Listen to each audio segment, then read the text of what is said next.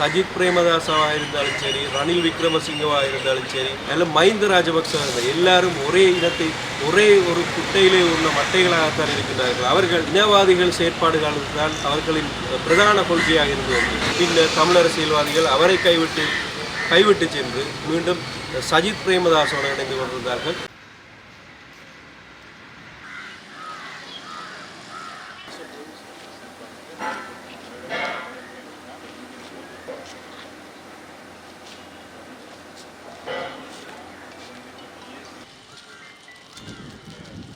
சஜித் பிரேமதாச அவர்கள் குறிப்பிட்ட விஷயம், ரணில் விக்ரமசிங்கேயோ அல்லது மஹிந்த ராஜபக்சர்களோ அவர்கள்தான் இனவாதி, நான் இனவாதி இல்லை என அவர்கள் மக்களிடையே வாக்குகளை சேகரிக்கின்ற வேலைகளை ஈடுபட்டிருந்தார். தங்களது கனவுகளை பூர்த்தி செய்ததன் பின்னர் இவர்களும் ஒன்றிணைந்தவர்களாக அல்லது இவர்கள் ஒரு இனவாதிகளாக மாறியிருந்தார்கள். உங்களுக்கு தெரியும், அண்மையிலே புத்தக வெளியீட்டு நிகழ்வின் கூட சஜித் பிரேமதாச கலந்து கொண்டிருந்தார், மஹிந்த ராஜபக்ச கலந்து கொண்டிருந்தார், ரணில் விக்ரமசிங்கே கலந்து கொண்டார்.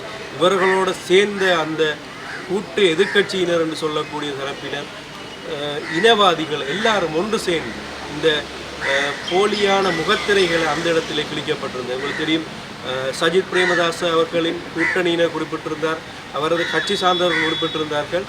அவர் அந்த புத்தக வெளியீட்டின் போது கலந்து கொள்ளவில்லை, அது ஒரு ஏஐ தொழில்நுட்பத்தின் மூலமாக அவரது புகைப்படத்தை எடுத்திருப்பதாக பொய்யான ஒரு விஷயத்தை கூறியிருந்தார்கள். ஆகவே சஜித் பிரேமதாசவாக இருந்தாலும் சரி, ரணில் விக்ரமசிங்கவாக இருந்தாலும் சரி, அல்ல மஹிந்த ராஜபக்ச எல்லாரும் ஒரே இனத்தை ஒரே ஒரு குட்டையிலே உள்ள மட்டைகளாகத்தான் இருக்கின்றார்கள். அவர்கள் இனவாதிகள் செயற்பாடுகள் தான் அவர்களின் பிரதான கொள்கையாக இருந்து வந்தது.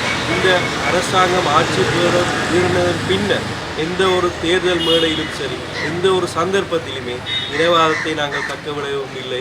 இனவாதத்துக்கு எதிராக செயற்பட்ட ஒரே ஒரு அரசாங்கமாக தேசிய மக்கள் சக்தி அரசாங்கம் இருந்து கொண்டிருக்கின்றது.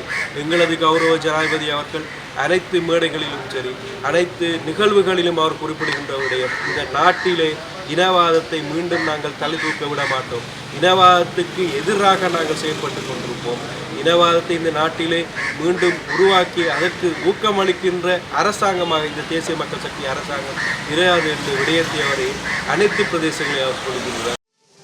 மேலதிக செய்திகளுக்காக எமது யூடியூப் தளத்தை சப்ஸ்கிரைப் செய்யுங்கள்.